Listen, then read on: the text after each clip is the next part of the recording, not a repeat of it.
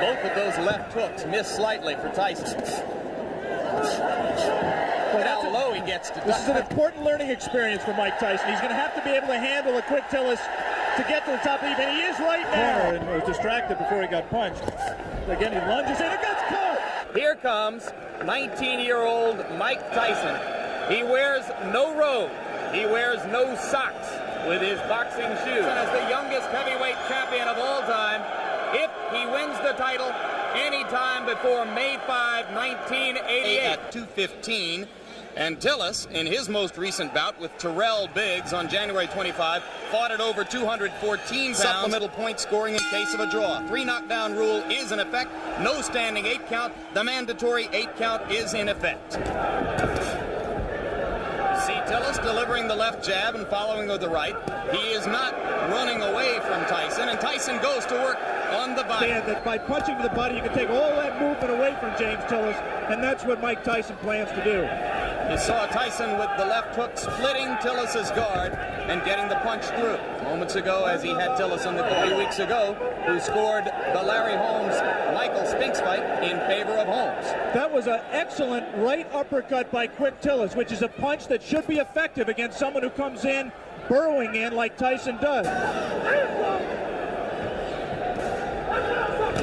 Quick Tillis cannot, in my opinion, win a decision in this fight, Jim. He has to try to take Tyson out while he's fresh. He did not break the fighters because Tyson's hands were not tied up.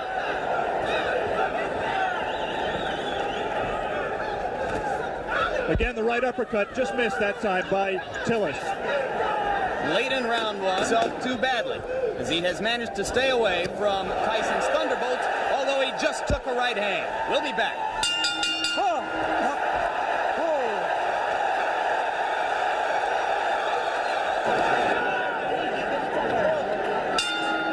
We bring you back for round 2, and you hear the bell. As you saw before we went away, Tyson did land 1 punch after the bell had sounded to end round 1. Henry Tillman did it, winning 2 fights from Tyson in the Olympic trials as amateurs. All right, bring out clean. Come on. Tyson just landed 2 solid left hands.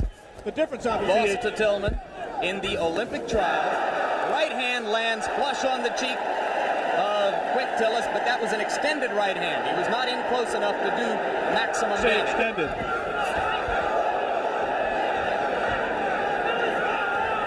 Simply a matter here of Tyson finding the range.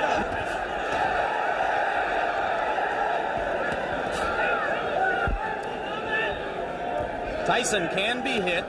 He was openly disappointed with the number of times that Steve Zowski landed on him in his last fight. Any custom auto-trained fighter prides himself on his defense. The right hand by Tillis was blocked there. A jab by Mike Tyson, a rare punch for him in his first 19 fights, knocked down 2 of them.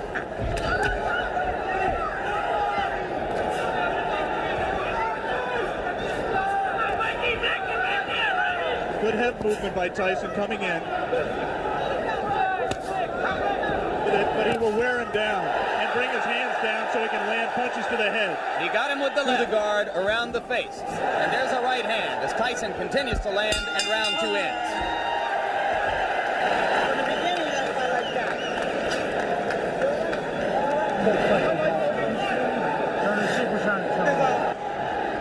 Back in Glens Falls, New York for the beginning of round 3. More than 8,000 people here in the Glens Falls Civic Center. Tyson, he is keeping his distance. He's trying to learn how to box with James Quick Tillis. Working with him for the last 6 weeks, tying up Tyson's arms. At that time, Tyson got the left hand through again after ducking a Tillis punch. Just 1 punch for Mike, and that's not typical. He has to put punches together when he gets inside. Remember against Jesse Ferguson, look at the hand speed by Tyson. That's one of the things that's astonishing. We'd like to alert our local stations along the line that we'll be taking a station break. Come on, get those arms out. Come on, work out of there. This is an important learning experience for Mike Tyson. He's going to have to be able to handle a Quick Tillis to get to the top of the even. He is right now. Tillis is making a mistake of trying to trade with Mike Tyson. He should be moving off the ropes. Instead, he got into a little bit of macho there. Quick Tillis is not going to be around long fighting that way. Again, he scores with a right uppercut. Round 3 coming to a close. And Mike Tyson warms to the task once again as the round comes to a close. Back with more after this word from our local station.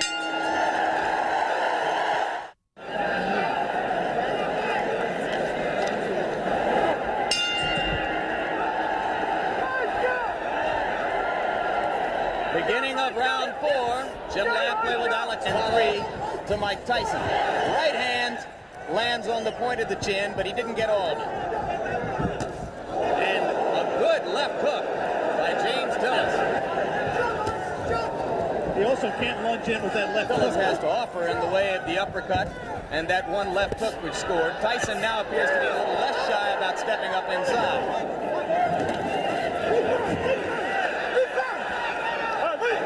Both of those left hooks miss slightly for Tyson. Look how low he gets to duck under those punches. Really know the things that work for him normally are not working for him, and he's going to have to go to things that are a little bit more sophisticated. He's going to have to cut the ring off that corner and was distracted before he got punched. Again, he lunges in and gets caught. The left hand drops Tillis onto the seat of his pants as round 4 is coming to a close. Just stepped on, causing that knockdown. There was definitely a punch, but I believe that Tillis's right foot. Let's stay right here and take one more look at the knockdown. I'm clearly wrong. We said that Tillis could not lunge in with the left hook. He lunges in with the left hook. Tyson very cleverly slips it, comes back in a punching position and lands a left hook. A TKO at 1 minute 19 seconds of the 6th round. Now round 5 begins here in Glens Falls.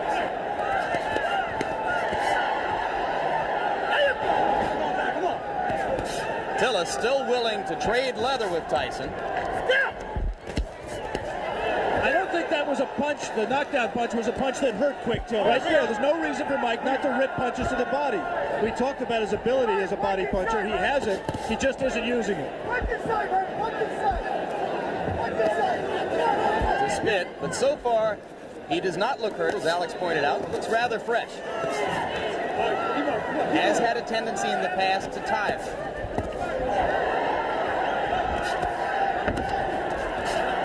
This is not a good round so far for Tyson, who is missing more punches than he He gave a lands. half-hearted effort at that combination we talked about, the right to the body and the right uppercut, but he didn't land it. 2 good short chopping right hands by Tillis. Tyson waiting for Tillis to open up, and those 2 body punches did get Tillis' attention, and he grabbed. Just the grimace on his face alone, I think, indicates that Quick Tillis was hurt by those 2 body punches. And the right hand got through the guard onto the cheek of Tillis, who looks a little the worse for wear now in the last minute of round 5.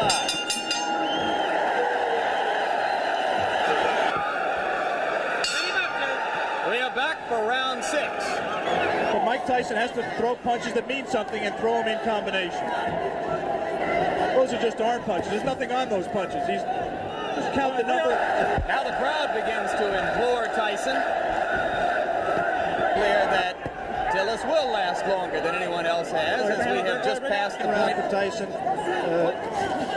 because of the fact that there are 2 ways of looking at what Mike is doing. One way is to say that he's waiting for the opening. Very few times, perhaps the only time in the bout when we've seen it. But again, he comes on at the end of the round. We are all the way through round 6. Mike Tyson and James Tillis will be back. We are back, and for the first time in a professional career which began 13 months ago, Mike Tyson's docile fight so far. Not nearly as busy or as aggressive as we've seen him in his 19 previous outings, which resulted in 19 knockouts. He almost looks right here like he's waiting for Tillis to make the fight, to come to him. Bo Williford and Gary Bentley found out after the big fight cranberry juice. But it has helped his stamina, and I think he also trained harder for this fight. He realizes this fight means everything to him. He has lost 4 of his last 5.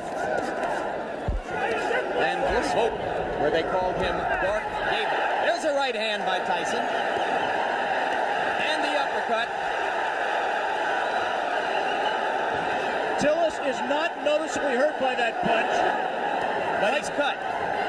There is blood above his left eye. Exactly right. Mike was a little bit extended with the punch, did not have the proper range for full power. Now he's at the right range, but Tillis grabs him behind the head. Tillis landed a left, didn't seem to phase Tyson at all. We will stay here between rounds, as it is Tillis who tries to flurry at the end of round 7. Let's take a look back at the action. To his credit, he's been in with a tough young bull, and he's fought harder and stronger really than I've ever seen him fight in his career, including the time he fought for the title. It was inevitable that he was going to have to learn how to fight a guy who could move and box. It's good that he's fighting one like Tillis, since he's demonstrated that he has not gotten exhausted and he's taking good punches. Will now turn around and say, well, he can't punch. We are back in Glens Falls, New York. James Quick Tillis enters round 9 with 19-year-old knockout phenomenon Mike Tyson. And he did not punch.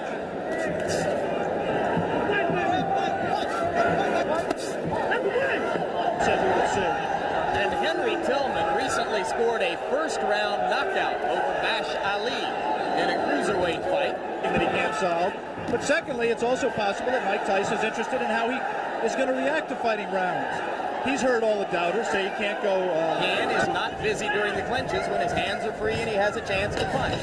Landed a right hand on Tillis' nose, but again from a long enough distance that it didn't damage Tillis. We have gotten to the end of round 9. We'll be back for the closer after this.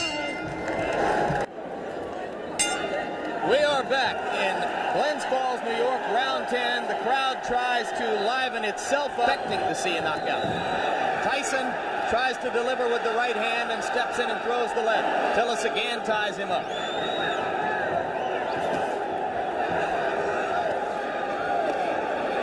He also is just not going to take any unnecessary chances. He wants to win a decision, win a fight. He'll be 20-0, still undefeated. Good left hand. Tillis is still there.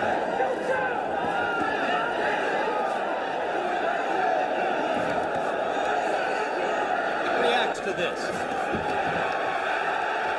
Closing with a flurry. The bell is going to sound.